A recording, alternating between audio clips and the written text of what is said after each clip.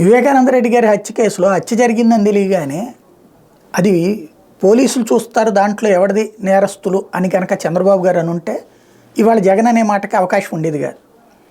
ఇప్పుడు జగన్ చేస్తాడని చెప్పి ఆ రోజున ఫస్టే అసలు పోస్ట్ మార్టం కానీ ఏమీ అదే మర్డర్ అనేది కూడా కన్ఫర్మ్ కాకముందే ఇది మర్డర్ అనేది మొట్టమొదటి తేలగానే జగన్ మీదకి తోసేద్దామని ఆవేశపడిపోయి డీజీపీతో మాట్లాడడం వల్లనే అందులో రాజకీయ జోక్యం ఉందన్నటువంటిది జనాలకు వచ్చినటువంటి ఫీలింగ్. అదే జగన్కి ఫెచ్చింగ్ అయింది లాస్ట్ ట్రిప్. ఇప్పుడు దాన్ని రివర్స్లో చేయాలని ప్రయత్నిస్తున్నారు. ఇది ఎందుకు చెప్పాల్సి వస్తుందంటే తొందరపాటు చర్య అనేది ప్రమాదకరం. ఇప్పుడు అమెరికా రష్యా విషయంలో అదే జరుగుతుంది. ఉక్రెయిన్ లోపల నుంచి వచ్చి మాస్కో మీద దాడి చేశారని రష్యా నమ్ముతోంది. మాస్కోలో ఉన్నటువంటి మాల్ మీద దాడి జరిగింది.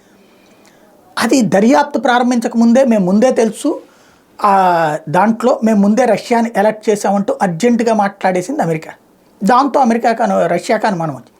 వెరిఫై చేస్తే వాళ్ళందరూ వచ్చింది అడవుల్లో ఇటు నుంచి ఉక్రెయిన్ వైపు నుంచి. వెంటనే ఉక్రెయిన్ పాత్ర ఉంది, ఉక్రెయిన్కి సంబంధించిన కమాండర్ పాత్ర ఉందని రష్యా ప్రకటించింది. అబ్బాయి ఉక్రెయిన్ పాత్ర ఏం లేదు, మేము ముందు నుంచి చెప్తున్నాం కదా, మేము ముందే అలర్ట్ చేసామని అమెరికా చెప్తుంది. దాంతో అసలు నిజాన్ని కప్పేయడానికి అమెరికా ప్రయత్నిస్తుందంటే ఉక్రెయినే ఈ ఘాతుకానికి పాల్పడింది అన్నది నిజం, దాని వెనకాల ఉన్నటువంటిది అమెరికా అన్నది నిజం అంటూ ఇప్పుడు రష్యా కొత్త పల్లవి అందుకుంది.